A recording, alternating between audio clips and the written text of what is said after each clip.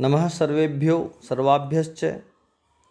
अभिज्ञान शाकुंतलम नाटक के प्रमुख पात्रों की चरित्र चित्रण श्रृंखला में आज की वीडियो में हम बात करेंगे महर्षि कण्व की चारित्रिक विशेषताओं के बारे में।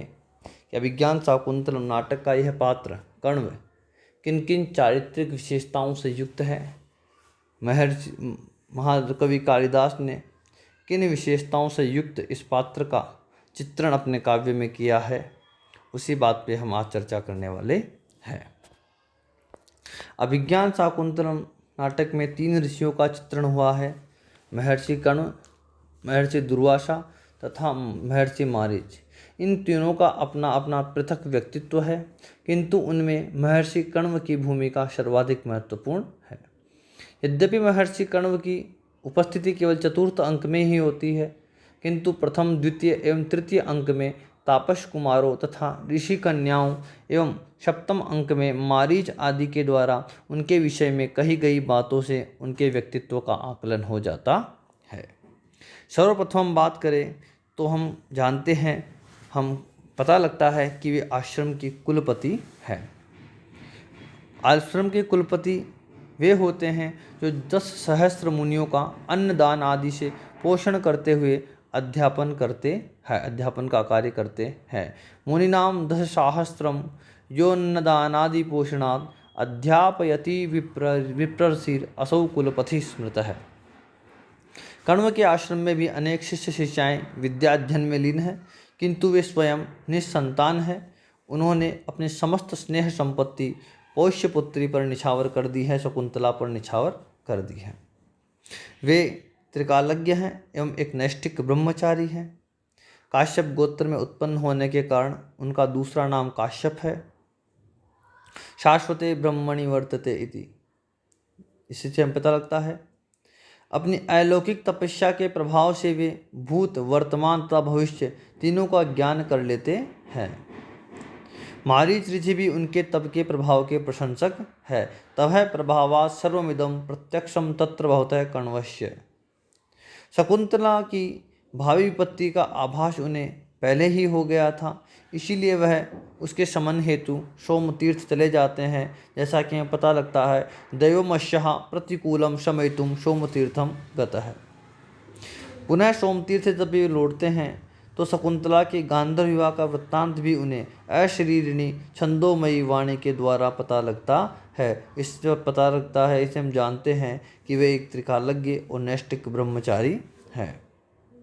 महर्षि कण्व की तपस्या के प्रभाव से आश्रम का वातावरण भी प्रभावित है। उनके तपे प्रभाव से ही शकुंतला की विदाई के समय तपोवन के वृक्ष भी मांगलिक रेशमी वस्त्र तथा आभूषण आदि प्रदान करके अपने को कृतार्थ समझते हैं। सोमम केचिद इंदु पांडु तरुणा मांगल्यमाविष्कृतम, सोमम केनचिदिंदु पांडु तरुणा मांगल्यमाविष्कृतम इत्यादि श्लोक से हमें पता लगता है। प्रेमवदा जब इस बात से चिंतित होती है कि उसकी सखी शकुंतला के पास उसके रूप के अनुरूप आश्रम सुलभ अलंकार नहीं है, तभी 2 ऋषि कुमार अलंकार आदि लेकर उपस्थित होते हैं, आभूषण लेकर उपस्थित होते हैं। सभी सखियां उन्हें देख करके वो आश्चर्यचकित हो जाती है, और गौतमी के कहने पर हारित नामक एक ऋषि कुमार कहता है कि यह सब तात कण्व के प्रभाव से ही संपन्न हो सका है। तात कण्व प्रभावात्, तात के जो है महर्षि कण्व के प्रभाव से ये संभव हुआ है। उन्हें मानसी सिद्धि भी प्राप्त है।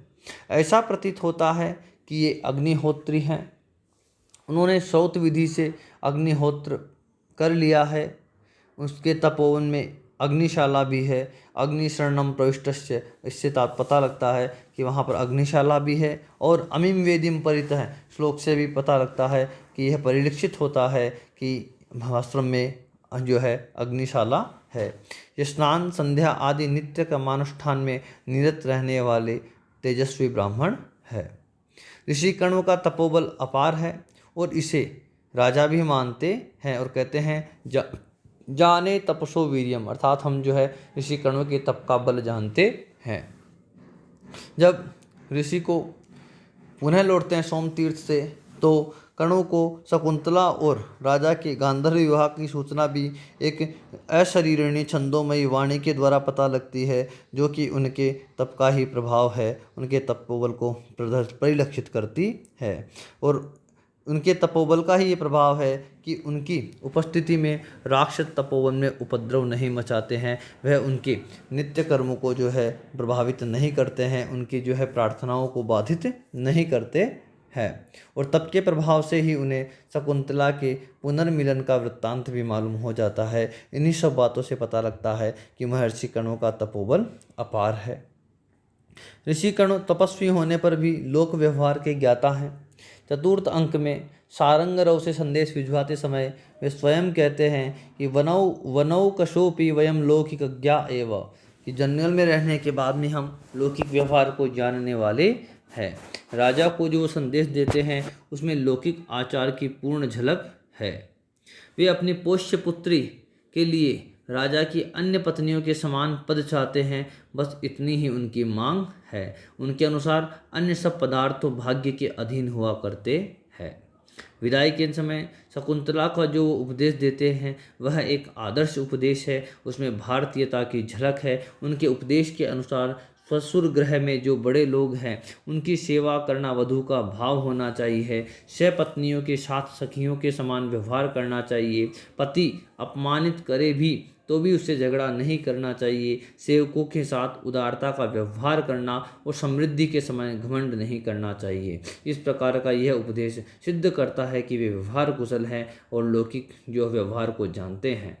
अनुसूया और प्रियंवदा को शकुंतला के साथ इसलिए नहीं भेजते कि उनको विवाह करना है। इमे अपि प्रदेये उक्ति से पता लगता है कि वह लौकिक व्यवहार के ज्ञाता हैं। वे जो हैं सारी लौकिक लोकाचारों को जानते हैं। महर्षि कर्ण मानव स्वभाव के भी ज्ञाता है। वह जानते हैं कि कुछ समय बीतने पर दुख अपने आप कम हो जाता है। शकुंतला के देशांतरजन्य घबराहट को यह कहकर समझाते हैं कि जब तुम पतिग्रह के कार्य में व्यस्त हो जाओगी और तुम्हें पुत्र हो जाएगा तो तुम धीरे धीरे विरह को भूल जाओगी। अनुसूया और प्रियंवदा के यह कहने पर कि शकुंतला के बिना हम सुने तपोवन में प्रवेश कर रहे हैं तो महर्षि कहते हैं कि प्रेम के कारण तुम्हें ऐसा अनुभव हो रहा है। महर्षि कण्व कन्या को परकीय द्रव्य स्वीकार करते हैं, यह एक धरोहर है ऐसा वे मानते हैं और उसे पति के घर भेजना ही मनुष्य मात्र का कर्तव्य है। इसी से अंतरात्मा को शांति मिलती है। इस प्रकार पता लगता है कि वे मानव स्वभाव के भी ज्ञाता है। तो इन्हीं सब विशेषताओं से युक्त हमारा जो अभिज्ञान शाकुंतलम का जो पात्र है कर्ण एक प्रमुख पात्र है और इन साहित्यिक विशेषताओं से युक्त है। इसी क्रम में चरित्र चित्रण की अगली कड़ी में हम अगले प्रमुख पात्रों का साहित्यिक विशेषताओं को लेकर उपस्थित होंगे। आज की इस वीडियो को यही समाप्त करते हैं। धन्यवाद।